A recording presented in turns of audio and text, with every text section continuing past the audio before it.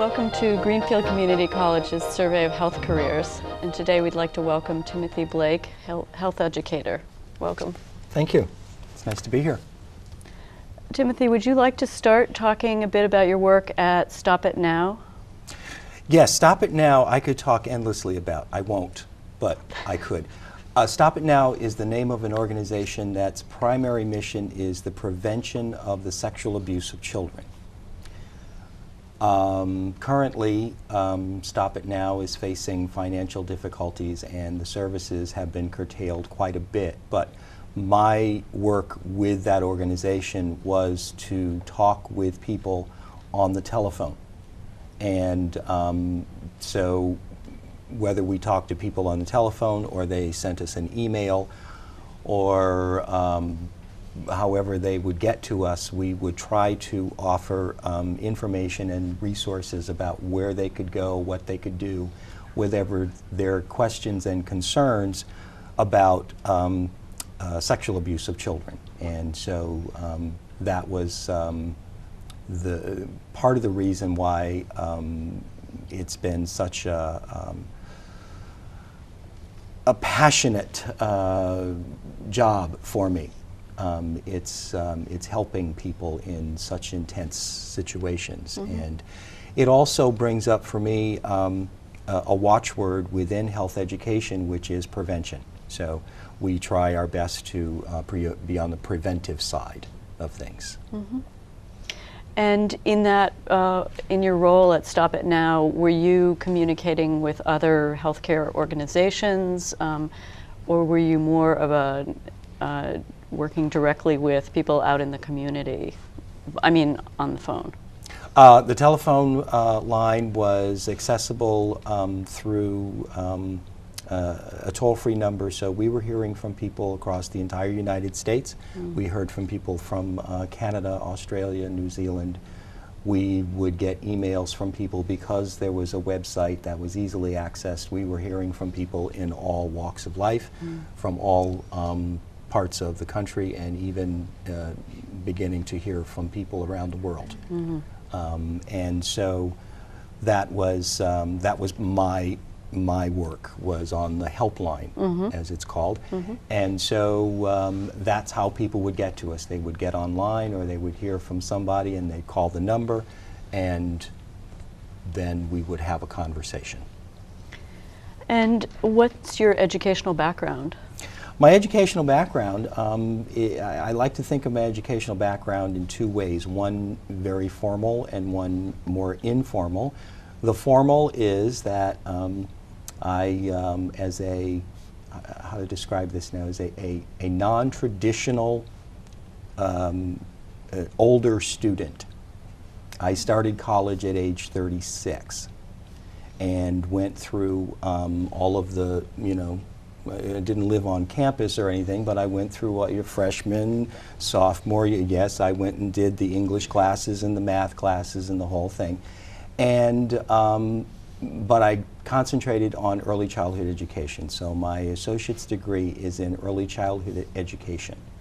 And from that, I came to it from an informal position that I had, and that was as a nanny.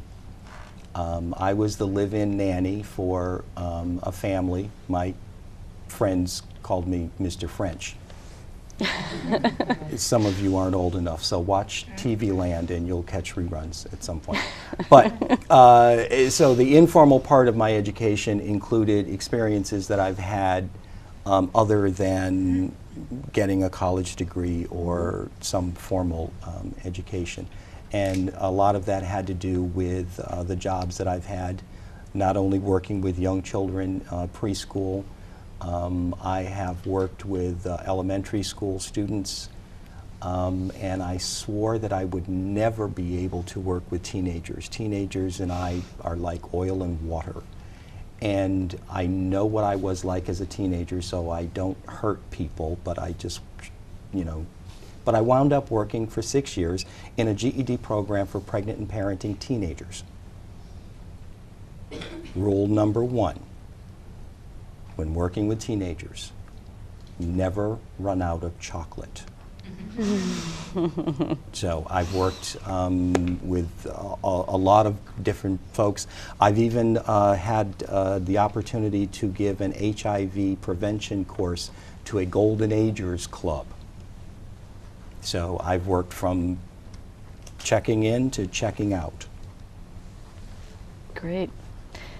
Have you done other kinds of HIV health education work in addition to working with the senior group? Yes, that was a lot of the job that I had as a community health educator. That's a fancy term for sex educator. So I would go into schools and jails and after-school programs and all kinds of residence programs.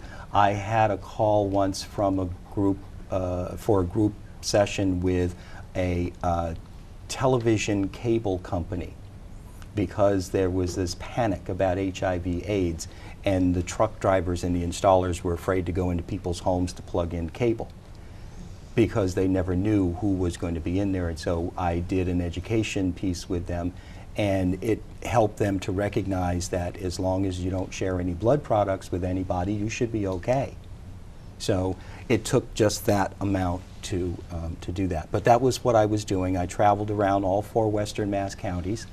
My car picked up the nickname of the Traveler, and private schools, all kinds of different places. I did a AIDS prevention course for a corrections facility. So every other Friday, I would go to the pre-release center at the Ludlow Jail and do the HIV prevention for the folks that were being released. And I became known then as the condom guy. So lots and lots of different experiences. I've also talked about basic sexuality education, physiology and anatomy, reproduction. Mostly we talked about decision making, and there was a focus of work that went along with the HIV. Along with that was the sexuality education. And what particular characteristics do you think you bring to that kind of work? You know, how do you establish rapport, say, with the Golden Agers Club talking about HIV? Well, it's an interesting question, because every time you go into a place, you never know who's going to be there. You've got maybe 45 minutes. You might be there all week. Sometimes I would take over, for example, the entire 10th grade science class for a week for whatever high school. So I was teaching 3 classes a day and that kind of thing. But the Golden Agers, they gave me very clear definition. They wanted to know, why do we need to know this stuff, and are you going to be finished in time for bingo? So you get a sense of how to assess, and that's one of the things that I've been pretty good at, and my instinct has helped me well, and the training that I've had through being teacher education and some of the other coursework that I've had in order to do public health education work, it's taught me how to do that, and it's sort of like group facilitation skills, and you just sort of go in, you assess to the best of your ability, and then try to be finished in time for bingo. Are you licensed as a health educator or credentialed in some other way? No, that's one of the things that is both a challenge as well as an advantage, because there aren't a lot of certifications for the kind of work that I do. So I sometimes have to convince people that I can do for them what I've already done for other people, because they don't sometimes see what can be done. So that's one of the things. The advantage in that is that I sort of get to choose which way it goes, and then I can sort of be much more able to deal with whatever the students or the clients or whoever is in front of me, whatever is needed is what I try to assess for, and it's easier if I can sort of call the shots in that way. What are some of the challenges of working as a health educator? The biggest challenge, I think, is the resistance that a lot of people bring to it. It's getting better these days. There's a lot that's getting better. When I started doing this kind of work, one of those times when I talked about where I would go in and take over the class for a week, on Monday there were visitors in the classroom, 5 adults that sat in the back of the room. And so we went through the first class, and then the next day I came in and there were 3 people, and then got down to Wednesday and there was 1 woman sitting in the back of the classroom. And at one point she stood up and she said, "Can I see you out in the hallway, please?" And I said, "No, I'm teaching a class. What would you like, you know?" And she said, "Well, when are you going to get to the sex part?" So I thought, what is the objective of the class didn't, you know, why is that question here? We're talking about decision making and how do you decide for yourself when you're going to engage or not engage. We're not talking about sexual behavior. So the 5 people that were there were looking to find out when I was going to mess up so that they could make a protest, because then they could throw me out. And she got upset because I wasn't going to talk about the sex that she thought I was going to talk about. So that's one of the challenges, is that a lot of times there's resistance to this. The term sexuality education is a little klutzy sometimes, but it gets brought down, and we, you know, especially within the age of text messaging. Text messaging is the new email. I'm old enough when I remember email was like you had 10 characters and you could then send something. Now emails you can put in PDFs and you can attach, you know. So the thing that it happens is that we edit things down. So it's sex ed. And people think of education as what you're teaching someone to do. So I get looked at as the guy who's going to come in and, you know, teach kids sex, I guess. But that's the terminology, that's the language. And sometimes that's a hang up in and of itself. And there again is another one of the challenges. Talking about sex openly is a huge challenge. And in terms of looking back on your work, can you think of a story of working in a particular program, something that was very meaningful to you, something that illustrates, you know, why you loved your work? I have very many of them, but one time there was a parent who called the helpline, and she was in a better situation than a lot of people are, in that her daughter had come to her. This was a child who was younger than 10 years old, and her daughter had come to her and said that the friend from across the street, she didn't like her anymore because she asked her to do sex. And I said, "Well, what did your daughter say?" She said, "I told her that no, because we're not teenagers." And so, you know, we talked about a safety plan, how to supervise the children, talk to the other parent, get to the website, look for these kinds of things. If there is a situation that requires, you know, some attention, you know, look for a professional, and here's how to find them. So then I asked the mother, I said, "So now are you ready to continue the talk about sexuality education?" She said, "Oh, no, no, no, no, we're not even ready for that." And I said, "However, your daughter has already been educated about sexuality. In her mind, she believes that teenagers have sex. She didn't say no because she didn't want to. We don't know what she wanted to do or not. She said no because she's not a teenager. So she expects that when she gets to be a teenager, she's going to have sex. Are you okay with that, Mom?" So that was one of those moments where it says, there's a distinct change here. The conversation has a distinct change to it, where there's something new, something different, something bigger, something more open for people to walk away with. And so that's where the satisfaction for me is, to be able to get to someone else and help them to learn something that they didn't know before they talked to me. Yeah. do any of the students in the audience have questions?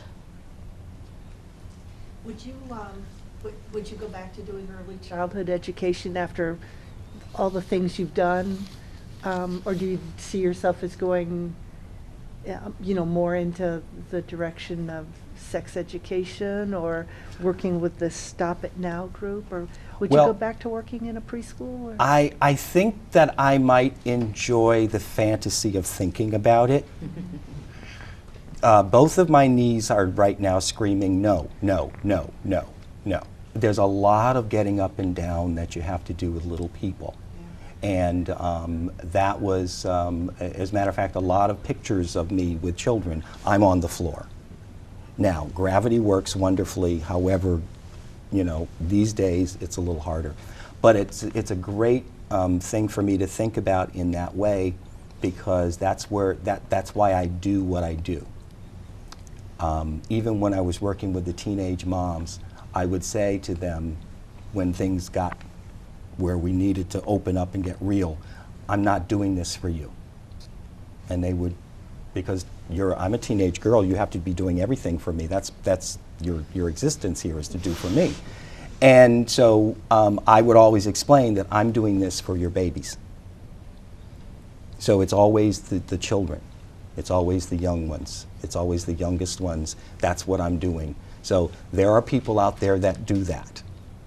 And I love supporting them. And I'm just not sure I could do that. I had a question. Are there any courses you would take, that maybe you didn't take when you were in college?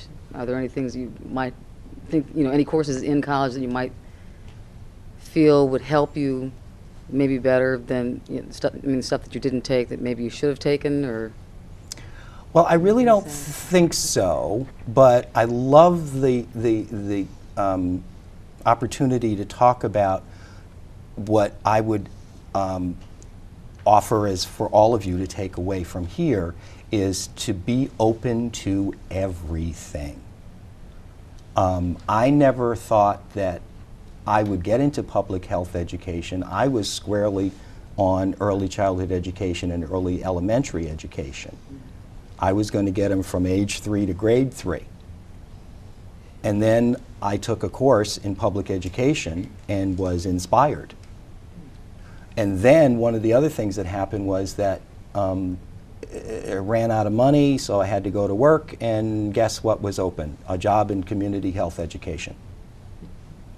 So it chose me, I chose it, it sort of came together. But as to what I haven't taken, it would only mostly just be whatever else I would need to finish, a bachelor's degree.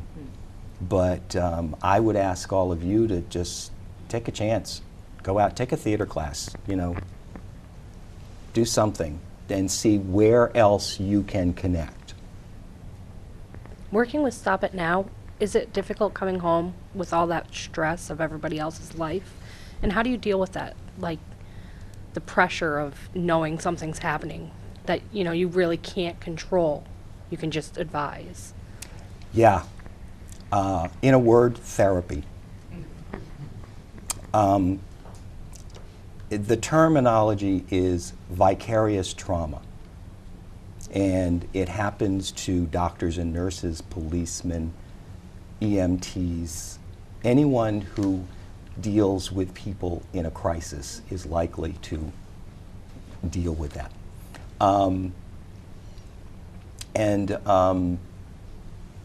Acknowledging that is a big step. So again, it sounds like I'm a chocoholic, and I guess I am, but at Stop It Now, we never run out of chocolate either, because every once in a while you'll see somebody heading down the hallway and you'll hear them mutter chocolate. Flatten yourself against the wall, they're coming through. So we do hear people's stories, and the value to anyone calling the helpline is to have someone like me or my colleagues bear witness to what they're going through. A lot of times there were things that we couldn't help with.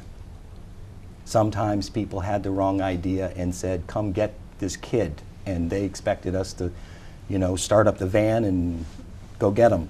But we couldn't do that. But so there were all those kinds of things. And so one of the things that I tried to do, like when I worked with the teenage moms, don't take it home.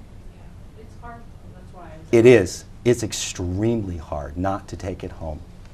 But if you can turn the music up real loud and drive around the block a couple more times, if you don't have a drive home, scream, yell, do what you can do, stretch, or talk to somebody else who knows.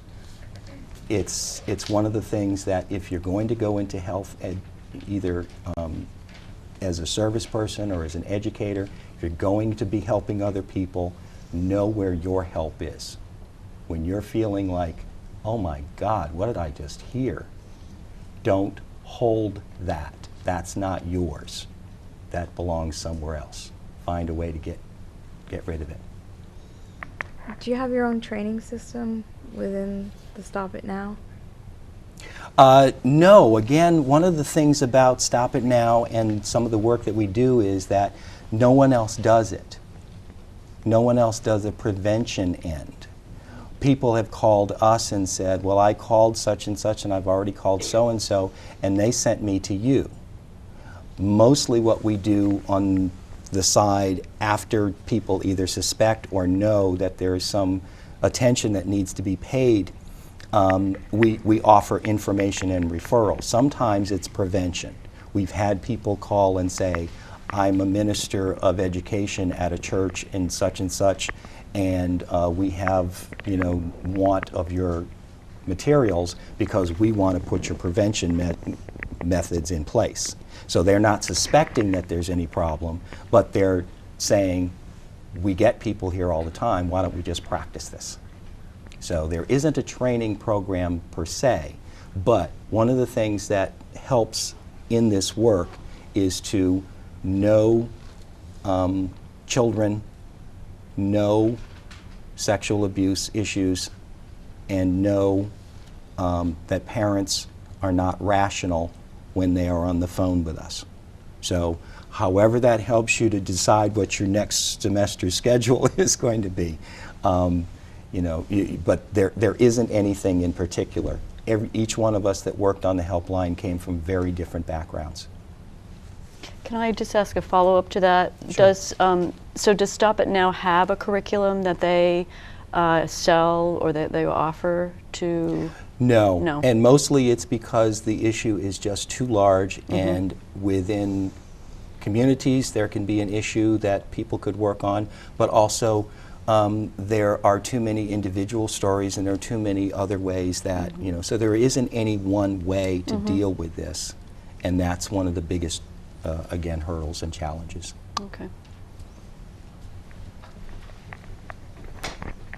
It seems like Stop It Now is not a not-profit organization. Who pays for it? Like the government or somebody else?